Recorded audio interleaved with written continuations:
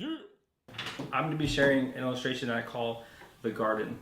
And really what I'm trying to communicate here to people is just that they can get started on serving God, having personal ministry right where they're at.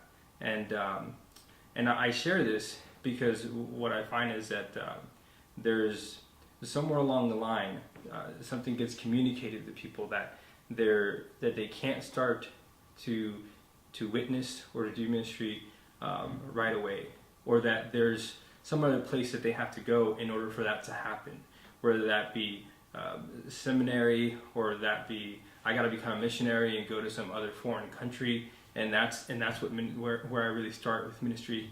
But really, God placed each of us right where we are, and we can get started right where we are in doing the work that God's given us.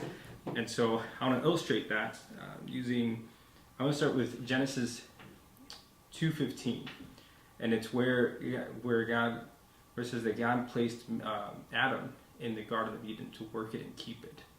And we know that God had just created Adam in his image. And so I just do little stick figures here of Adam and Eve. And so we have Adam and Eve, and they are in the Garden of Eden, and the Garden of Eden is in the world.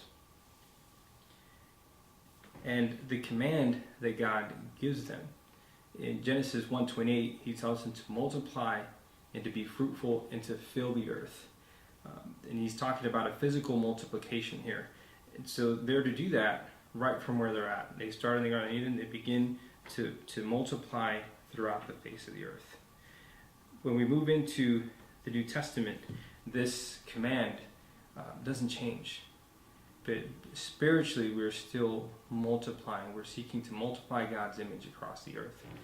And we do that through making disciples. And Jesus gave us an example of that. He made disciples. And he reproduced his image through that discipleship. And so I want to share Acts 17:26. It's just a great verse to illustrate this with. It says, "And he made from one man every nation of mankind to live on all the face of the earth, having determined allotted periods and the boundaries of their dwelling places." So basically what that's communicating is God put you when and where you are. And the next verse, in 27, he says that they should seek God in the hope that they might feel their way toward him and to find him. And so that is God's desire for us, is that we should seek him and find him, and to do that from where he put us. And in 1 Corinthians 7, Paul gives some pretty good instruction. And I'm just gonna point out some key verses in here. He says in 7:17, he says, "Only let each person lead the life that the Lord has assigned to him, and to which God has called him." And he says, "This is my rule in all the churches." Later in 20, he says, "Each one should remain in the condition in which he was called." Next, move on to 24. "So, brothers, in whatever condition each was called, there let him remain with God." So God has placed each of us in our own garden, so to say.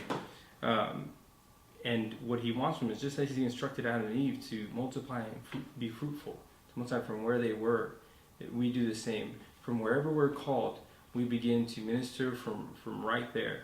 We begin to share the word with others. We begin to disciple men. And we can do that from the context of our lives, from right where God put us.